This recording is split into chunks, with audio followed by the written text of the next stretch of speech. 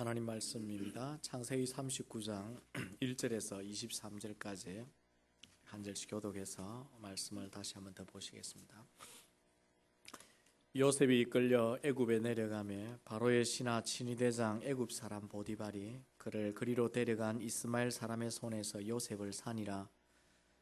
그래서 요셉과 함께 하심으로 그가 형통한 자가 되어 그의 주인 애굽 사람의 집에 있으니 그의 주인이 여호와께서 그와 함께 하심을 보며 또 여호와께서 그의 범사에 형통하게 하심을 보았더라.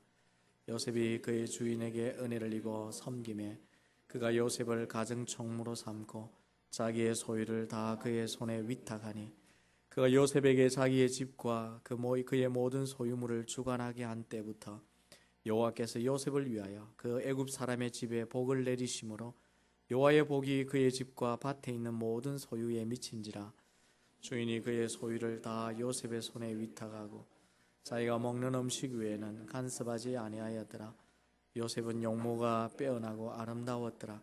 그 후에 그의 주인의 아내가 요셉에게 눈짓하다가 동침하기를 청하니 요셉이 거절하며 자기 주인의 아내에게 이르되 내 주인이 집안의 모든 소유를 간섭하지 아니하고 다 내 손에 위탁하였으니 이 집에는 나보다 큰 이가 없으며 주인이 아무것도 내게 금하지 아니하였어도 금한 것은 당신뿐이니 당신은 그의 아내임이라. 그런즉 내가 어찌 이 큰 악을 행하여 하나님께 죄를 지으리이까. 여인이 날마다 요셉에게 청하였으나 요셉이 듣지 아니하여 동침하지 아니할 뿐더러 함께 있지도 아니하니라. 그럴 때에 요셉이 그의 일을 하러 그의 집에 들어갔더니 그 집 사람은 하나도 거기에 없었더라. 그 여인이 그의 옷을 잡고 이르되 나와 동침하자. 그러나 요셉이 자기의 옷을 그 여인의 손에 버려두고 밖으로 나가매 그 여인이 요셉이 그의 옷을 자기 손에 버려두고 도망하여 나감을 보고 그 여인의 집 사람을 불러서 그들에게 이르되 보라, 주인이 히브리 사람을 우리에게 데려다가 우리를 희롱하게 하는도다. 그가 나와 동침하고자 내게로 들어오므로 내가 크게 소리 질렀더니 그가 나의 소리를 질러 부름을 듣고 그의 옷을 내게 버려두고 도망하여 나갔느니라 하고 그의 옷을 곁에 두고 자기 주인 집으로 돌아오기를 기다려 이 말로 그에게 말하여 이르되 당신이 우리에게 데려온 히브리 종이 나를 희롱하려고 내게로 들어왔으므로 내가 소리 질러 불렀더니 옷을 내게 버려두고 밖으로 도망하여 나갔나이다. 그의 주인이 자기 아내가 자기에게 이르기를 당신의 종이 내게 이같이 행하였다 하는 말을 듣고 심히 노한지라. 이 요셉의 주인이 그를 잡아 옥에 가두니 그의 옥은 왕의 죄수를 가두는 곳이더라. 요셉이 옥에 갇혔으나 여호와께서 요셉과 함께 하시고 그에게 인자를 더하사 간수장에게 은혜를 받게 하시며 간수장이 옥중 죄수를 다 요셉의 손에 맡김으로 그 재반 사물을 요셉이 처리하고 함께 읽읍시다. 간수장은 그의 손에 맡긴 것을 무엇이든지 살펴보지 아니하였으니 이는 여호와께서 요셉과 함께 하심이라. 여호와께서 그를 범사에 형통하게 하셨더라. 아멘. 할렐루야. 네. 우리의 생애 가운데 하나님이 함께 하심이 가장 큰 축복입니다. 조금 전 찬양 때도 Oh come to us, Emmanuel, 하나님의 임재를 찬양하고 기도하듯이 고했는데 하나님이 우리 인생에, 하나님 우리 가정에, 하나님 우리 교회에 예배하는 이 자리에 오셔서 함께 하시고 임마누엘 하시면 그것이 우리에게 가장 큰 축복이 되는 것을 여러분이 믿으시기 바랍니다. 내 삶의 형편과 환경과 그 자리는 그것은 임시적입니다. 일시적입니다. 하나님이 그곳에 함께 하시면 그 자리가 천국이 되고 그리고 하나님이 그곳에 함께 하시면 또 그곳이 변하는 그런 역사가 우리가 일어나기 때문에 정말 하나님의 함께 하심, 내 삶의 임재하심을 구하고 살아야 할 것입니다. 우리 각 사람은 이 세상에 살아가는 삶의 모습이 다 다릅니다. 왜냐하면 우리에게 주어진 환경이 다르고 우리가 받은 은사가 다르고 우리가 가진 재능이 다 다르기 때문이죠. 무엇보다도 하나님이 우리 각자에게 계획해 놓으신 삶의 길이 다릅니다. 그렇기 때문에 우리의 삶이 모두가 같을 수가 없어요. 나도 저 사람처럼 좀 살고 싶다 해도 하나님은 내게 저 사람이 아닌 나로서의 삶의 뜻을 다르게 가지고 계시기 때문에 우리의 인생이 모두가 동일하지 않다는 걸 알아야 합니다. 그러므로 우리가 어떤 한 기준을 가지고, 특별히 세상적인 한 관점을 가지고, 그리고 한 결과를 가지고 우리 인생 전체를 평가하면 결코 다른 평가가 나올 수가 없습니다. 무엇보다 우리는 우리 인생을 세상적인 관점에서 보는 것이 아니라 신앙적인 관점에서 보아야 합니다. 우리의 인생이 세상적인 관점에서 성공과 형통이 아니라 하나님이 말씀하시는 관점에서 성공과 형통으로 가는 길을 살아야 합니다. 그래서 다시 말씀드리면 지금 서두에 말씀하고자 하는 게 뭐냐 하면, 우리 삶의 모습이 각각 다르고 다 다양하고 다 모습이 다를지라도 하나님 앞에서 우리 모두가 성공할 수 있고 하나님 앞에서 우리 모든 삶이 형통할 수 있다는 것입니다. 그것은 변하지 않는 진리입니다. 세상적인 기준으로 보면 우리의 성공과 형통이 다 다릅니다. 어떤 사람은 성공했고 어떤 사람은 그렇지 못합니다.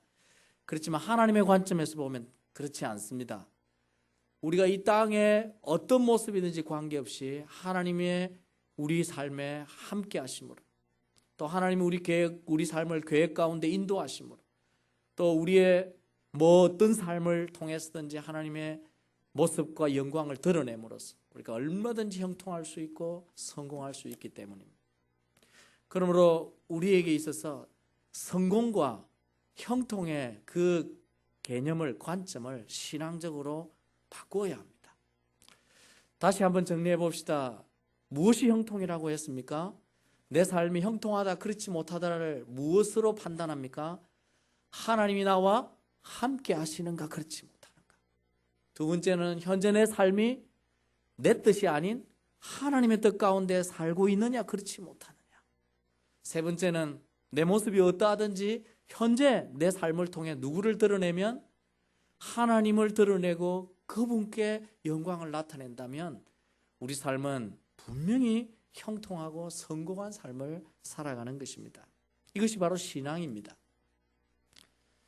우리 모두는 자신의 삶이 형통하기를 바랍니다. 그런데 오늘 본문에 보니까 우리 삶의 형통은 기본적으로 하나님이 주시는 은혜임을 선포하고 있습니다. 본문 23절 마지막 요셉의 삶에 대한 결론으로 여호와께서 그를 범사에 형통하게 하셨더라, 그렇게 말씀합니다. 누가 요셉의 삶을 형통하게 만들었다고요? 하나님이 그렇게 하셨다는 거예요. 그렇다면 우리의 인생의 형통도 누가 주시는 걸까요? 하나님이 주십니다. 하나님이 내 인생의 삶을 범사에 형통하게 하십니다. 그럼 우리는 아무것도 안 해도 된다는 말일까요? 그렇지는 않습니다. 단지 우리가 먼저 알아야 될 것이, 내 인생의 성공과 내 인생의 형통은 내 힘과 내 능력으로 만들어내는 것이 아니라는 걸 먼저 알아야 합니다. 형통은 하나님이 내게 먼저 주시는 은혜입니다. 그런데 이 은혜를 받기 위해서 우리가 해야 할 책임이 있습니다. 하나님이 모든 사람에게 아무에게나 이런 형통의 은혜를 주시지는 않습니다. 하나님께서 분명히 성경을 통해서 형통한 삶을 누릴 수 있는 자가 어떤 자임을 누누이 밝히셨기 때문에 그런 자기 인생의 삶에 대한 책임을 감당하는 자에게 하나님은 형통한 삶을 펼쳐 주십니다. 요셉이 그 중에 한 사람이었습니다. 요셉이 하나님께서 보시기에 그의 인생이 형통하게 될 수밖에 없는 기준에 합한 사람이었다는 거예요. 그래서 오늘은, 우리 지난주에는 형통한 삶이 무엇인지 하나님의 개념을 우리가 생각해 보았다면, 오늘은 그렇다면 그 은혜를 입기 위해서 내가 어떻게 형통의 길로 갈 것인가, 요셉과 같이 요셉의 생애를 들여다보면서 과연 요셉이 어떻게 살았기에 형통했는지, 그가 감당한 책임이 무엇인지, 하나님이 무엇을 기뻐했는지 살펴봄으로써 오늘 저와 여러분의 삶도 이 땅에서 형통의 길로 걸어갈 수 있기를 주의 이름으로 축원합니다. 어떻게 하는 것이 형통의 길로 가는 길일까요? 요셉을 통해 들여다보면 다음 몇 가지를 발견할 수 있게 됩니다. 첫 번째는요, 형통의 길로 가는 길은 하나님을 항상 경외하며 사는 길입니다. 하나님을 항상 경외하며 살아야 합니다. 요셉은 17세 되던 해에 아버지의 부탁을 받고 세겜으로 아버지의 심부름을 간 그 길이 고난의 시작이었어요. 자신을 시기하던 형들에 의해서 미디안 상인에게 팔려서 애굽으로 왔고 그리고 보디발의 집에 노예로서 살게 되었습니다. 너무너무나 힘든 일을 해보지도 않던 고된 일을 하면서 겨우 좀 이제 자리를 잡았나 싶은데 또 억울한 누명을 쓰고 감옥에 가고 죄수가 되는 그런 형편이 되었습니다. 요셉의 생활 삶은 점점점 좋아진 것이 아니라 점점점 사실은 나빠졌어요. 이럴 때에 보통 사람 같으면 어떻게 할까요? 자신의 운명을 비관하고 그리고 절망하면서 늘 슬픔 가운데 살 것입니다. 너무나 삶이 고통스러워서 미래의 비전이 보이지 않으니까 현재의 한순간순간을 감당하기 위해 쾌락을 추구하고 살 수도 있습니다. 그러지 않으면 현대인들처럼 그저 삶을 포기해버리겠죠. 차라리 이렇게 사느니 하고 마지막을 선택할지도 모릅니다.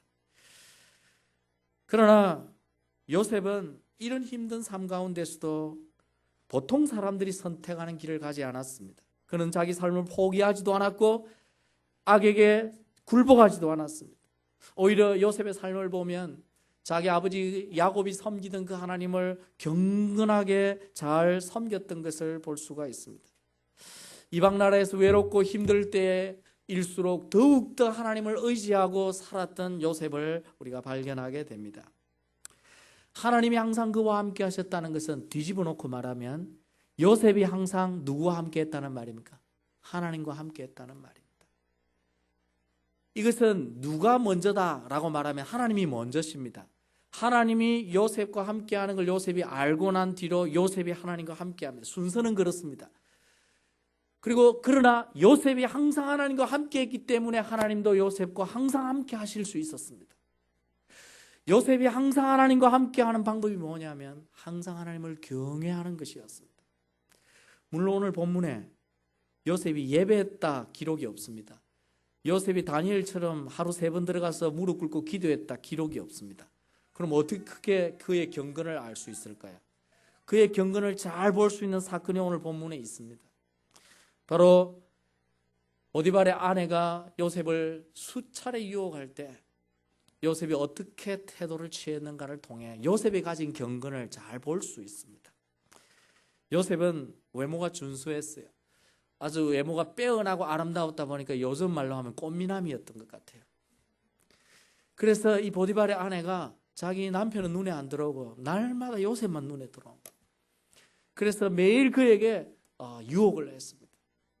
처음 유혹을 받았을 때 요셉이 대처한 기록을 보면 창세기 39장 9절에 보니까 내가 어찌 큰 악을 행하여 하나님께 득죄하리까. 그가 단호하게 거절하고 유혹을 뿌리쳤습니다. 그의 이 고백을 보면 하나님 앞에서 내가 죄를 범할 수 없다 하는 것입니다. 여러분 이런 고백과 이런 결단이 하루아침에 생길 수 있을까요? 예배 생활도 안 하고 기도 생활도 안 하고 있다가 유혹이 탁 찾아올 때 웬 용기가 생겨서 하나님 앞에 내가 이럴 수 없다 이렇게 될까요? 그렇지 않습니다. 이런 단호함이 있으려면 매일매일 경건으로 살아야 됩니다. 매일매일 경건으로 살아도 유혹 앞에 가면 넘어지는 것이 우리지 않습니까? 그런데 요셉이 단호하게 하나님 앞에 범죄하지 않고 살기를 결단하고 각오하고 표시한 것은 그가 매일매일 하나님 앞에서 하나님을 경외하며 살았기 때문에 그 순간에도 하나님을 기억할 수 있었던 요셉, 바로 그의 경건입니다. 이것이 요셉의 고난 가운데서도 하나님께 형통한 은혜를 입을 수 있었던 이유였습니다. 하나님은요, 자기를 잘 경외하는 자에게 형통한 삶을 주실까요? 아니면 하나님을 경외하지 않는 사람에게도 형통한 삶을 주실까요? 전자입니다. 하나님이 분명히 말씀하셨어요. 형통하려면 어떻게 해야 된다는 걸 성경에 수차례 말씀하셨습니다. 그 대표적인 말씀을 우리 여호수아에게 하신 말씀을 한번 보실까요? 여호수아 1장 8절과 9절을 한번 보시면요, 하나님이 이렇게 말씀합니다.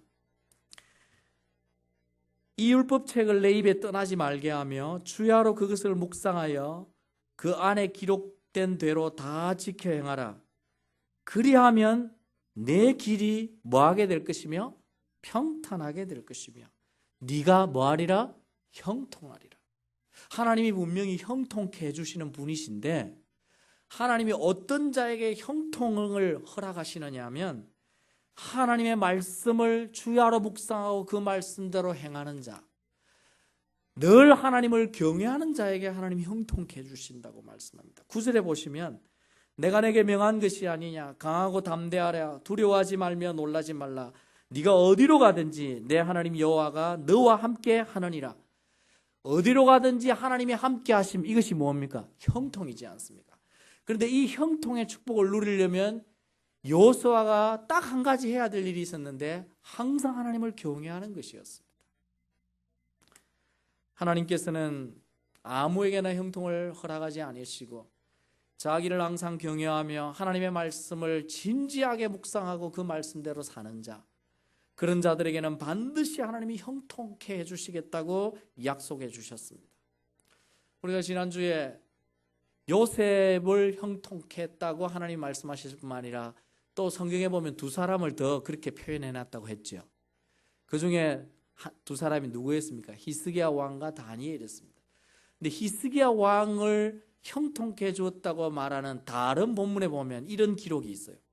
역대하 31장 21절에 다 같이 한번 읽어봅시다. 어떻게 히스기야 왕이 형통케 되었는지 그 이유가 거기에 있습니다. 자, 한번 읽어봅니다. 시작.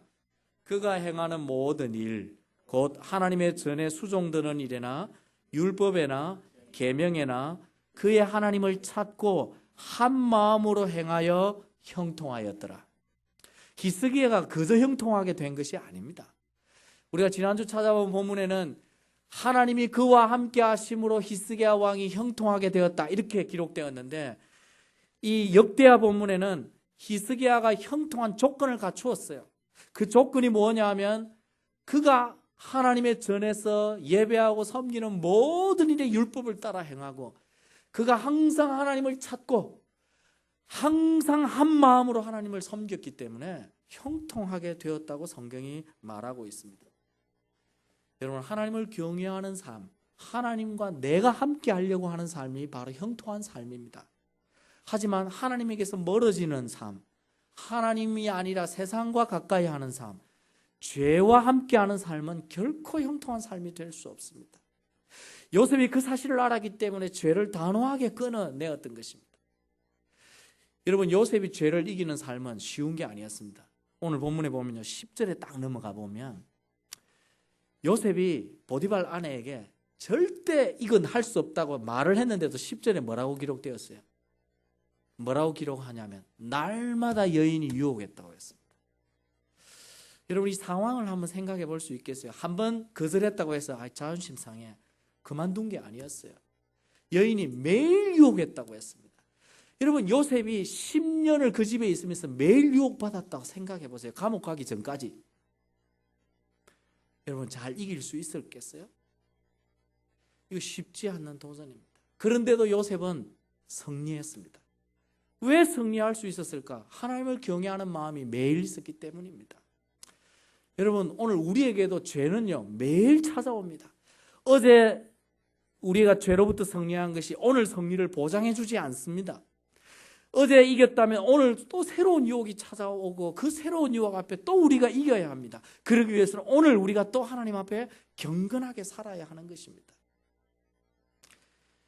요셉이 날마다 유혹해오는 그 여인의 유혹을 뿌리칠 수 있었던 것은 바로 하나님에 대한 경외심입니다. 여러분, 요셉이 이런 생각을 안 해봤을까요? 이 유혹을 계속 뿌리치다가 언젠가 이것 때문에 내에게 틀림없이 해가 올 거라는 생각을 안 했을까요? 했을까요? 할 수 있습니다.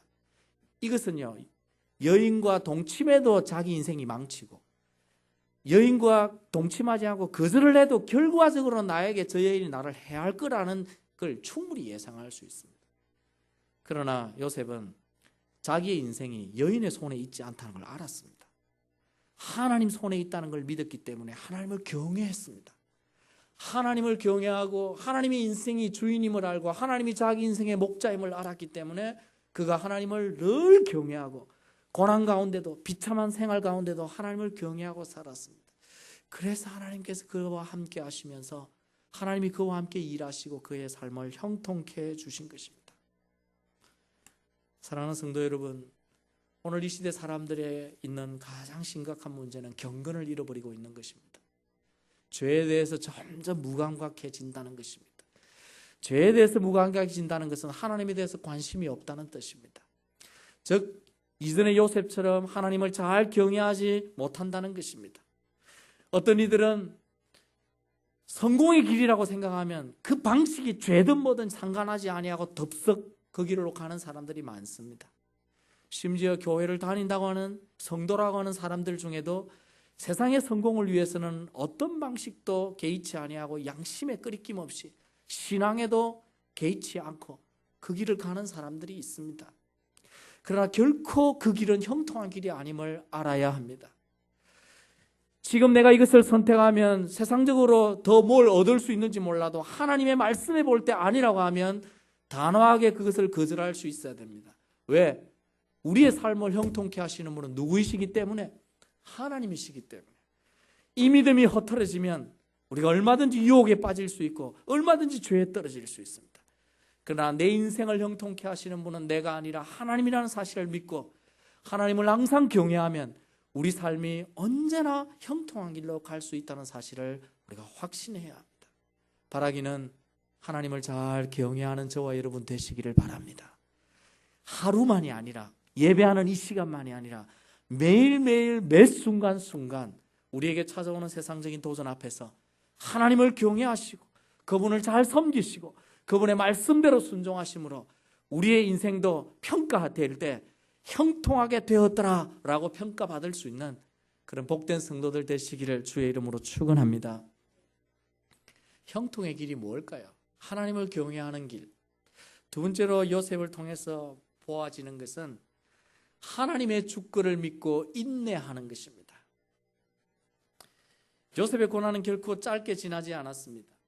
한창 피어나야 할 꽃다운 나이에 노예로 죄수로 13년 이상을 긴 세월 동안 어두운 터널을 통과해야 했었습니다.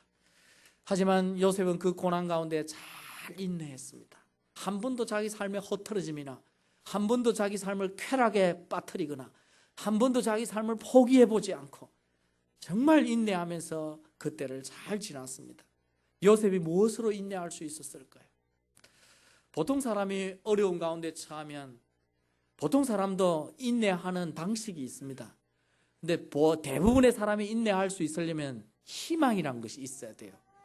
아무리 어려워도 작은 희망을 발견하면요 끝까지 견딥니다. 어떻게 보든지 좋은 날이 올 것이라고 기대하고 소망으로 살아가죠.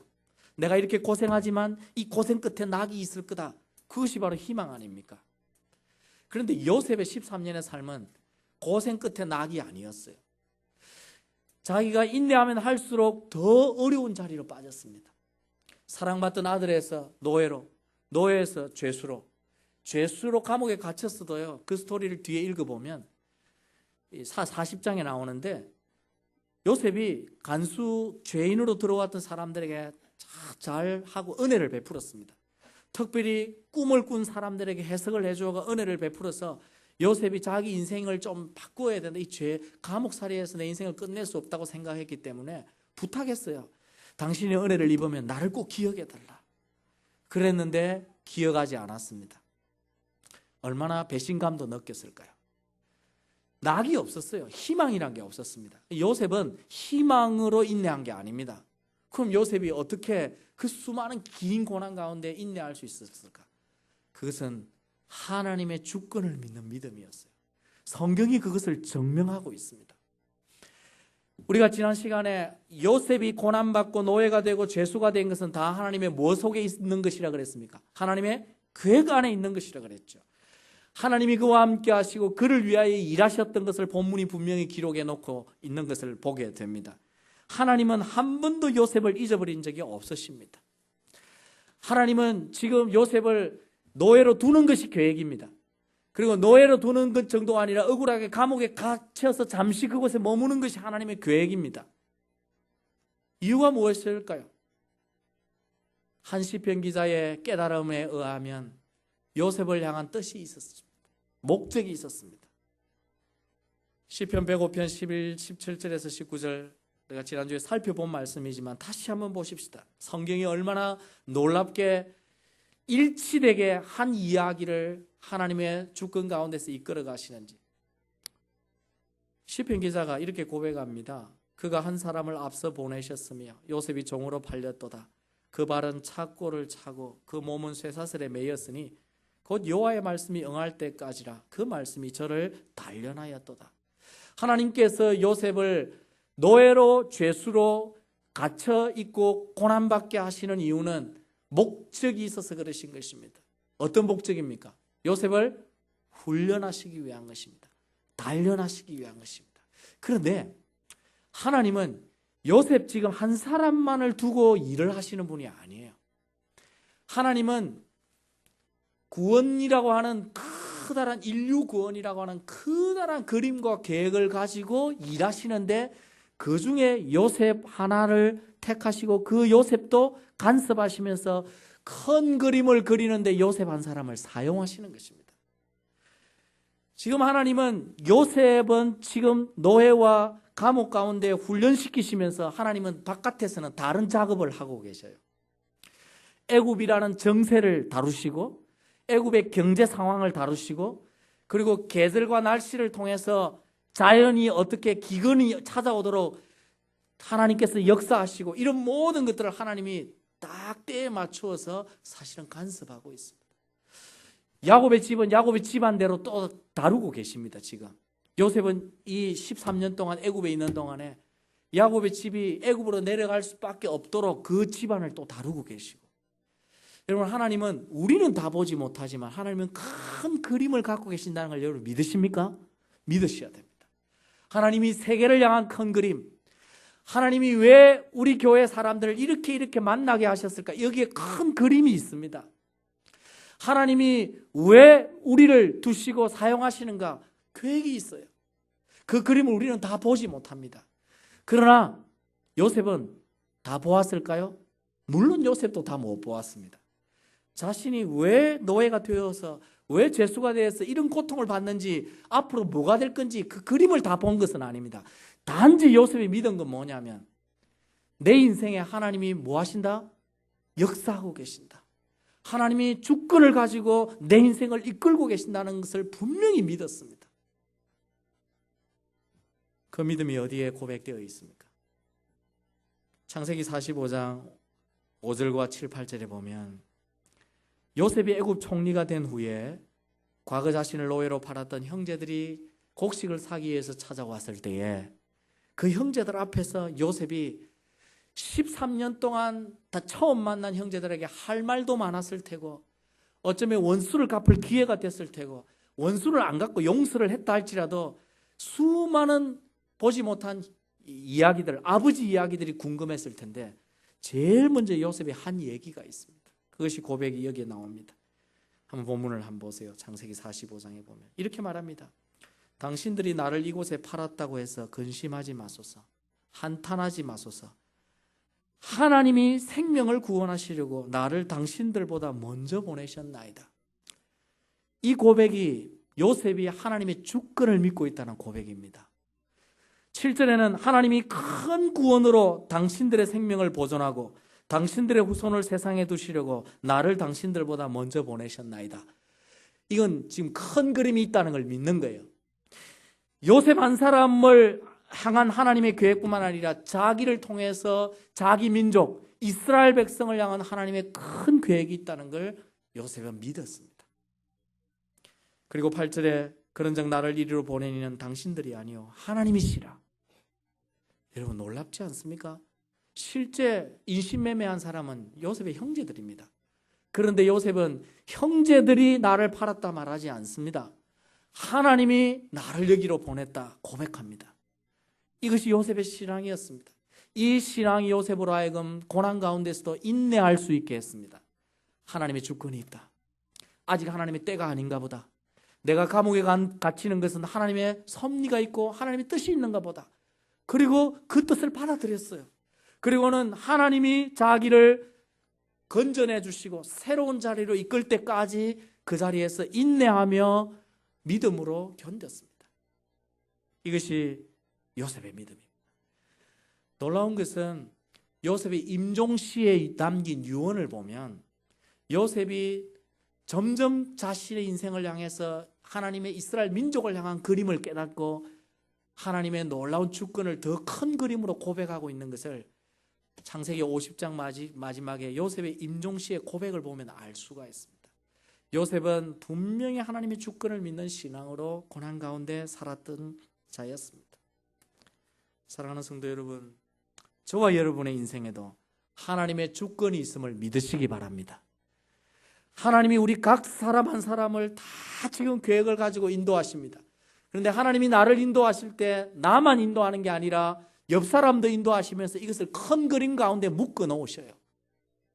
큰 그림 가운데서 우리가 어떻게 어떤 일을 통해 어떻게 만나고 어떤 일을 함께하고 하나님이 역사하시는 것입니다. 그러므로 우리가 비록 이 큰 그림을 내가 다 알지 못하고 다 보지 못한다 할지라도 내 인생에 대한 하나님의 주권을 믿고 현재 내가 처한 자리를 인내할 수 있어야 됩니다. 우리가 나 하나의 관점에서 보면 안 됩니다. 다른 사람은 우리가 사실은 힘들고 고통스러우면요, 다른 사람이 보이지 않지 않습니까? 내가 고통스러운 이 삶을 붙들고 살기에도 얼마나 힘듭니까? 그러면 자꾸 우리의 시각이요, 자기 중심이 돼요. 나만 보게 됩니다. 그러나 그때에도 하나님이 나와 함께 이 세상을 아직도 주관하고 다스리고 계심을 믿으시고 현재 나를 통해 하나님이 어떤 그림을 그리시며 내가 준비될 때 나를 통해 어떤 큰 그림에 쓰실지를 여전히 생각하시면서 믿음으로 살아야 합니다. 이것이 하나님을 향한 신뢰입니다. 보이지 않을 때도 신뢰하는 그것이 믿음입니다. 믿음이 무엇입니까? 다 보는 걸 보는 것이 아니지 않습니까? 보지 못하는 것을 보고 있지 않는데도 그것을 실상으로 바라보면서 걸어가는 것이 믿음이지 않습니까? 그런데 그런 하나님을 신뢰한다는 것이 사실 어려워요. 제가 목사이지만 살아가면서 해보니까 그 신뢰라는 것이 쉽지가 않는 것을 피부로 느낍니다. 그래서 때때로 참 아브라함의 믿음이 위대했다고 느껴지는 것이, 제가 아무리 하나님을 신뢰하고 믿으려고도 아브라함을 따라가지 못한다고 느낄 때가 많아요. 믿습니다, 하나님. 제가 온전히 믿겠습니다 해놓고 가만히 또 보면 어딘가 구석에 의심의 이 바람이 싹 들어와 가지고 나를 흔들고 있어요. 그때 아브라함이 전적으로 믿었다는 게 얼마나 아브라함 믿음이 위대한가를 깨닫게 됩니다. 그리고 한 번을 하나님을 신뢰할 수는 있지만요, 항상 신뢰한다는 게 쉽지가 않습니다. 그러나 이 믿음으로 성공한 사람들을 보면 한 번의 믿음, 한 번의 신뢰가 아닌 항상 믿고 항상 신뢰했기 때문에 승리를 하는 거예요. 우리 말씀 한 구절을 읽어보면 좋겠습니다. 역대하 20장 20절을 우리가 한번 읽어봅시다. 시작. 너희는 너희 하나님 여호와를 신뢰하라. 그리하면 견고히 서리라. 그의 선지자들을 신뢰하라. 그리하면 형통하리라. 어떻게 하면 형통하고 우리 인생이 견고하게 섭니까? 하나님을 신뢰할 때입니다. 하나님의 언약을 신뢰할 때입니다. 선지자를 통해 주시는 말씀을 신뢰할 때입니다. 그때에 하나님이 우리의 삶을 견고케 하시고 형통케 하십니다. 바라기는 지금 여러분의 삶이 여러분이 기대하는 것과 다르게 고난 가운데 있습니까? 그럴지라도 여러분의 삶의 가운데 하나님의 주권이 있음을 믿으시기 바랍니다. 그리고 주권을 믿고 인내하시기 바랍니다. 하나님을 신뢰하며 조금만 더 견디십시오. 하나님 말씀대로 하나님을 경외하면서 하나님을 신뢰하며 조금만 더 견디시면 하나님께서 준비된 모든 상황과 환경들을 짝짝 맞추셔서 새로운 일들을 하실 줄로 믿으시고, 여러분은 지금도 하나님 앞에 쓰임받고 계심을 아시고 여러분의 인생의 형통을 위해 하나님의 주권을 믿고 더욱 인내하시는 그런 복된 성도들 다 되시기를 주의 이름으로 축원합니다. 세 번째로 형통한 길로 가는 방법이 뭘까요? 항상 하나님을 경외하는 것. 어떤 상황 속에서도 하나님의 주권을 믿고 인내하고 신뢰하는 것. 마지막에 요셉의 삶을 가만히 묵상해 보면요, 마지막 한 가지는 이것입니다. 하나님께서 허락하신 현재에 충실해야 합니다. 하나님이 우리에게 바라는 건 성공이 아니라 충성입니다. 이 말을 잘 기억하십시오. 하나님이 우리에게 뭘 바란다고요? 성공이 아니라 충성을 바라요. 하나님은 우리에게 이 땅에서 멋들어진 성공을 기대하는 게 아니고 어떤 자리에 있든지 충성하는 걸 하나님이 기대하십니다. 어떤 자리에 있든지 충성하면 하나님이 큰 것도 맡기셔요. 요셉을 통해 배울 수 있는 마지막 형통의 길이 바로 그것입니다. 요셉은 하나님이 허락하신 현재에 항상 충실하고 충성했습니다. 지금 내가 고난 가운데 고통 가운데 있어도 이 시간이 결코 낭비되지 않는 시간임을 하나님의 주권을 믿고 인내할 뿐만 아니라 그 속에서 성실하게 최선을 다해 살았다는 것입니다. 하지만 이런 믿음이 없는 사람은, 보통 사람은 그 고통을 잊기 위해서 쾌락에 자기를 빠뜨린다든지 대충 아무렇게나 살든지 아니면 포기하든지 그렇게 살지 않겠습니까? 그러나 하나님의 주권을 믿고 하나님이 현재 이 자리에 있는 것이 하나님의 뜻이라는 걸 알았기 때문에 그 자리에서 요셉은 충성하고 최선을 다했습니다. 요셉인들 왜 그런 마음이 없었겠어요? 17세의 노예가 되었으니까 밤마다 아버지 생각이 나고 울었을 테고 자기 인생이 슬퍼서 삶도 살기 싫었을 것입니다. 외롭고 그런 가운데서도 요셉은 자기의 삶을 낭비하지 않았습니다. 자기의 시간이 후에 최선이 되도록 성실하게 충실하게 살았던 것입니다. 어떻게 그걸 알 수 있느냐 하면 우리가 이미 생각해 보았듯이 보디발이 요셉을 자기 집에 뭐로 삼았다고요? 가정총무로 삼았습니다. 요셉을 가정총무로 삼은 이유가 무엇일까요? 요셉의 삶을 보고입니다. 그리고 요셉이 자신이 믿는 신 앞에서 어떻게 사는지를 분명히 보았습니다. 그 본 것이 뭐냐면 보디발의 눈에 요셉은 신실한 사람이라는 거죠. 아주 성실하고 충성된 사람인 것을 보았습니다. 하나님 앞에 충성된 그가 자기 일을 맡겨도 충성할 줄을 보디발이 알았습니다. 반대로 일을 맡겨도 게으르고 일을 열심히 하지 아니하고 자기 아버지만 생각하고 늘 울고 그랬다면 보디발이 집안의 모든 일을 요셉에게 맡겼을까요? 절대 그럴 수 없습니다. 애굽인도 아니고 이방인의 종인데 요셉이 노예로 있으면서 얼마나 충실하게 살았는지를 보여주는 것입니다. 요셉이 가정 총무가 되어서도 더 열심히 일했어요. 그래서 보디발의 집이 복을 받았습니다. 감옥에 들어갔을 때도 마찬가지입니다. 감옥에 들어갔을 때도 간수장이 요셉을 보니까 이 애는 죄가 있어서 들어오지 않았다는 걸 금방 알 수 있었습니다.